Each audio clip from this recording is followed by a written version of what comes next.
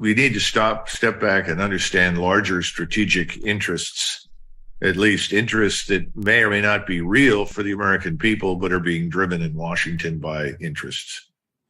The largest, most powerful scientific industrial state in terms of output, production, growth, all of those matters by any measure in Europe and in much of the world, frankly, certainly it's in the top 3 or 4, is Germany.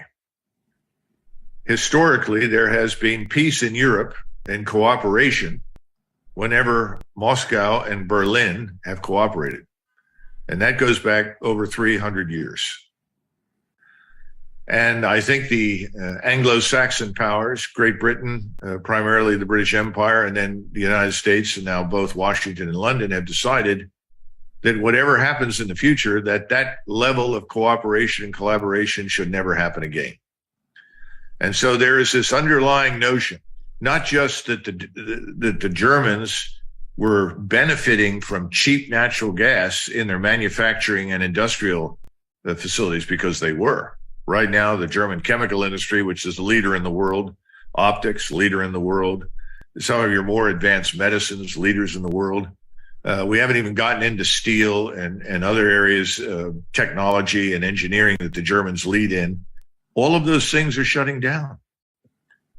Tens of thousands of Germans are out of work.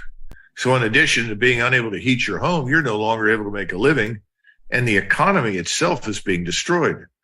Now, when this became clear to even someone as disappointing and unimaginative as Olaf Scholz, the accountant who became prime minister, he decided that it was time for secret talks with Moscow to find a way out of this, because he recognized that Germany was in serious, serious trouble economically and, most important, socially.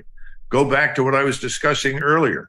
All the problems in a society that are suppressed and held in check by various forces suddenly come to the surface when the state turns out to be feckless and incapable.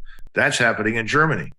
So they're talking about social unrest on a scale no one has seen since 1929, 30, and 31. Unsurprisingly, we found out about these talks. And there is a theory, and I cannot prove it, and I have no facts to support it other than my knowledge of these talks and interests, that we decided to act, whether we did it or the United Kingdom's Royal Navy did it, or the Poles did it with assistance from the Royal Navy or from us. I have no idea. But suddenly we had this detonation and put this pipeline out of business, which essentially foreclosed German options and said, whether you like it or not, Germany, you are a vassal state of the greater American empire. You will do as you are told. You will stand fast and hold the line as we pursue this fight with Russia. Now, here's a piece of news I just received, and I don't know if this is right or not, but I received a tweet from Germany this morning indicating that someone in the German government, I don't know who it was, has said that the Nord Stream pipeline that was damaged can be repaired. And if that's true, I'm sure the Danes, the Germans, Dutch, and others will all be interested in repairing it. The other little piece of information that Americans are not aware of is that very suddenly, within 24 hours of the destruction of Nord Stream 2, you had in Poland a pipeline that had been built between Norway and Poland to carry natural gas suddenly begin to operate and provide, by the way, much more expensive natural gas than the Russians to the Poles.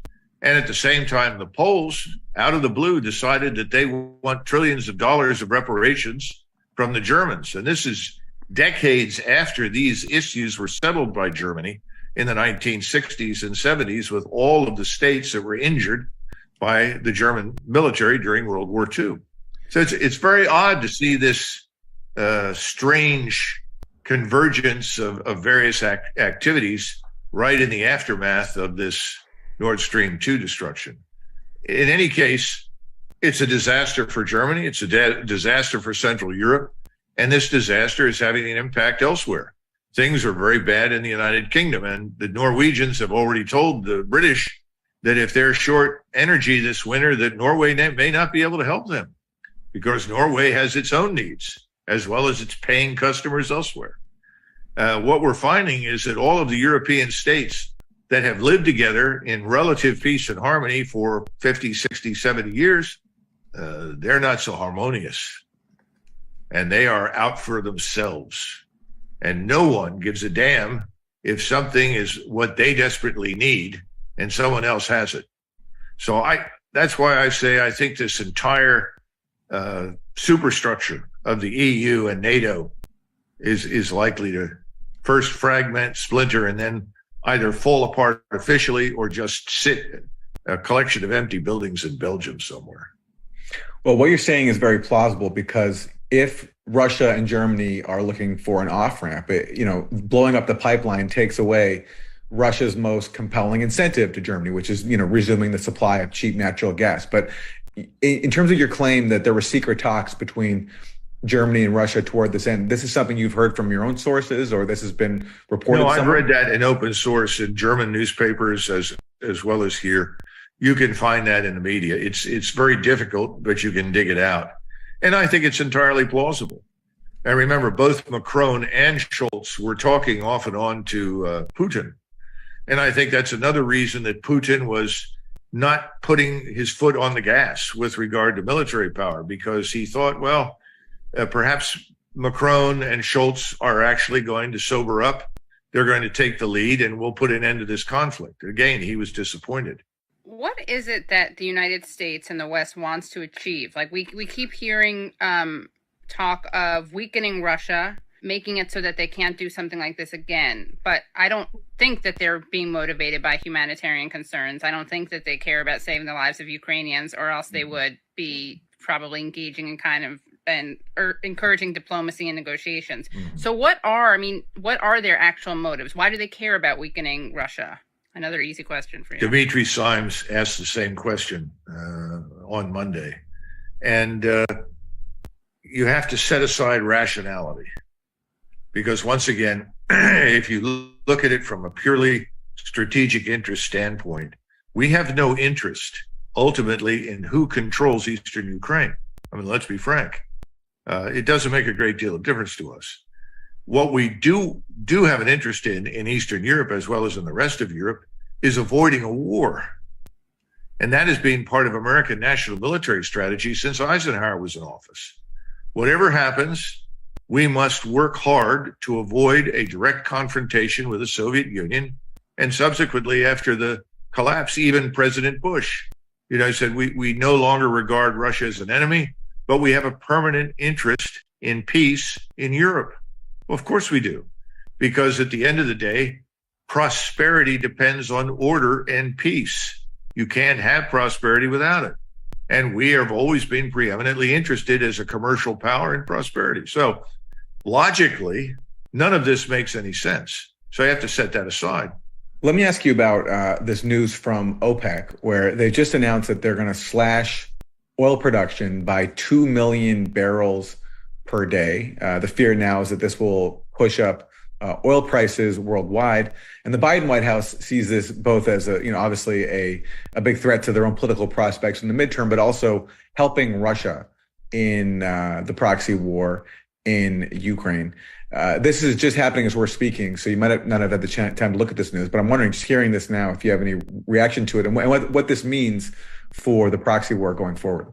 Well, I think it's very important because for a very long time, as we talked about earlier, people were tired of being bullied by the United States, not just with military power, but through the global financial system that we control and dominate. In other words, the dollar-based system of commerce and exchange. People have been looking for an alternative. But this financial system that we've built is both very effective, it's extremely beneficial to us, it's not easy to replace.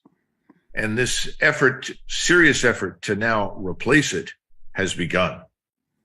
So you have many countries that are interested in quote unquote de-dollarizing, and that includes the Saudis. I think it's spreading to the Emirates. India certainly is part of that. So is China.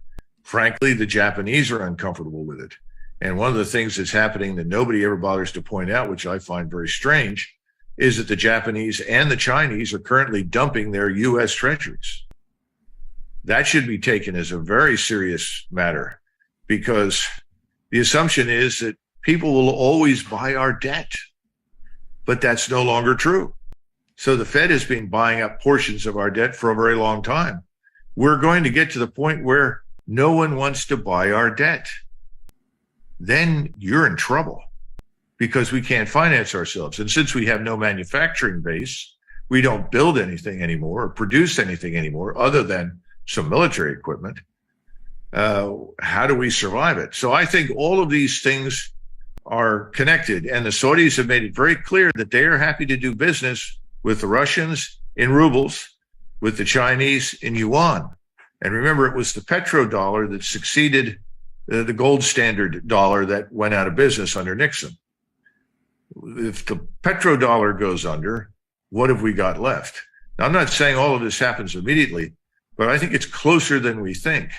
And I think we're going to see more and more alternatives to the current global financial system and its institutions emerge.